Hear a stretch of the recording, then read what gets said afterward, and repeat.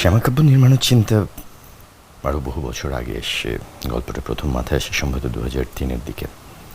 তো তারপরে প্রথমে হয়তো টেলিভিশনের কথা ভেবেছিলাম, যে টেলিফিল্ম অ্যান্ড এভরিথিং। দেন একটু একটু পরে তখন করা হয়নি, গল্পটার আস্তে আস্তে ডিফারেন্ট শেড, ডিফারেন্ট লেয়ার্স তৈরি হয়েছে। তারপরে শেষে যখন শ্যামাকাব্য মোটামুটি একটা শেপে আসলো, তারপরে অনুদানের জন্য অনুদান পাওয়া গেল, অনুদান কমিটি যোগ্য মনে করেছে, এবং এরপরে নির্মাণ হলো। কোভিডের জন্য আটকে ছিল, বাট কোভিডের পরে আমরা শুটিংয়ে যাই। আচ্ছা, আর নামটি শ্যামাকাব্য কেন দেওয়া হলো? সেটা মনে হয় সিনেমা দেখলে বুঝতে পারবেন। নামের যথার্থতা আমরা লিখতাম না ছোটবেলায়, ওরকম সিনেমা দেখে লিখতে হবে। তাহলে প্রশ্নের উত্তর জানতে হলে সিনেমা দেখতে তবে হবে। তোর বোনের সাথে তো একটা যোগ এখানে হ্যাঁ, আছে। আর আমার ছোট বোনের নাম শ্যামা, আচ্ছা, তো সেখান থেকে শ্যামা, আর শ্যামার গল্প দেখে শ্যামাকাব্য, তারপর সিনেমা দেখে আপনারা নামের যথার্থতা বিচার করুন।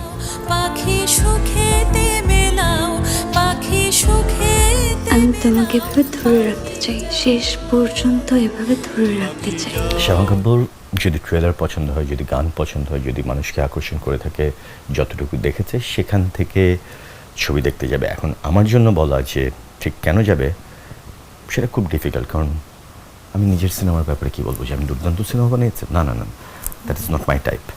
সো এভাবে আমার পক্ষে বলা সম্ভব না। সো যদি আপনাদেরকে আকর্ষণ করে থাকে, আমরা যে টিজার, ট্রেলার বা গান যা রিলিজ হয়েছে সেগুলো যদি আকর্ষণ করে থাকে, প্লিজ আসুন। আমরা এতটুকু বলতে পারি যে আমরা প্রত্যেকে আমাদের সর্বোচ্চ চেষ্টা করেছি।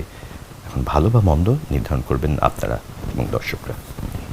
প্রায় আত্মঘাতী এক যুবক ছিল, রূপকথা গল্পের ছিল এক অপ্সরা। আচ্ছা, বলছি সরকারি অনুদানে কেন করা হলো সিনেমাটি? কারণ নিজের পকেটে টাকা ছিল না, কোথাও থেকে তো কিছু টাকা দরকার। কারণ সরকারি অনুদানের জন্য স্ক্রিপ্ট জমা দেওয়া, সেখান থেকে কিছু টাকা, পরবর্তীতে কিছু ধার দেনা, কিছু সুবর্ণার কাছ থেকে কিছু টাকা নেওয়া, বন্ধু বান্ধবের কাছ থেকে কিছু টাকা নেওয়া, এরকম। আমি এটি জিজ্ঞেস করতাম যে এখানে প্রডিউসার হিসেবে রয়েছেন আমাদের নন্দিত অভিনেত্রী সুবর্ণা মোস্তফা, তো তার সাথে তো আপনার অনেক কাজ করা হয়েছে, কিন্তু প্রডিউসার হিসেবে কেমন? কারণ আমার টাকা নেই, অভিজ্ঞতা তার কাছে টাকা ছিল। It's true. আচ্ছা আচ্ছা, তাহলে আমি যদি একটু বলতে বলি যে অভিনেত্রী হিসেবে সুবর্ণা মোস্তফার সাথে কাজ করার অভিজ্ঞতা এবং প্রডিউসার হিসেবে কেমন ছিল? দুটোই আরামদায়ক, কোনটাতে সে ইন্টারফেয়ার করে না আমার কাছে। আচ্ছা, কোনো নির্দেশনাও দেয়নি যে এটা এভাবে করতে হবে বা এটা এভাবে করতে হবে? না, তার আমার উপরে ফেক্ট আছে। চমৎকার। উনি যে প্রজেক্ট সেটা আমরা টেরি পাইনি আসলে, সেটা বলছি। আমার সাথে যার বিয়ে হবে সে হয়ে যাবে অভিশপ্ত। এই যে সরকারি অনুদানে যে সিনেমাগুলো হচ্ছে, ভাই আপনার কি মনে হয় যে সরকারি অনুদান কতটা পর্যাপ্ত একটা সিনেমার জন্য? একদম না, একদম না। আর কি আমার কাছে মনে হয় যে এটা আমার পার্সোনাল ওপিনিয়ন, ওনারা অন্যভাবে ভাবেন, ওনারা নীতি নির্ধারক, ওনারাদের নিশ্চয়ই ডিফারেন্ট পয়েন্ট অফ ভিউ আছে দেখে। আমার মনে হয় যে 18-20টা সিনেমাকে এই টাকাটা না দিয়ে হয়তো 8টা চলচ্চিত্রকে পুরোপুরি করা, সেটা হয়তো বেটার হয়। নাহলে আমার ক্ষেত্রে যা হয়েছে, আমার সিনেমার বাজেট যা তার হাফের কিছু কম টাকা আমার সরকার থেকে পেয়েছি। আচ্ছা, তো এর পরের টাকাটার জন্য যে স্ট্রাগল, এবং এটা প্রত্যেকে করে থাকে, শুধু আমি একা না, কারণ ওই টাকায় তো আর চলচ্চিত্রটি নির্মাণ হয় না।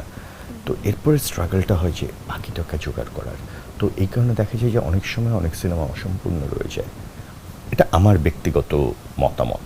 তো এর চেয়ে বেটার যে আমরা স্ক্রিপ্ট আমরা চুজ করি যে এই ক্যাটাগরিতে আমরা এই কয়টা সিনেমা, এই 8টা বা এই 6টা আমরা পুরোপুরি প্রডিউস করব, সেটা হয়তো বেটার হতে পারে, আমার একদমই নিজস্ব মতামত। The best. The last.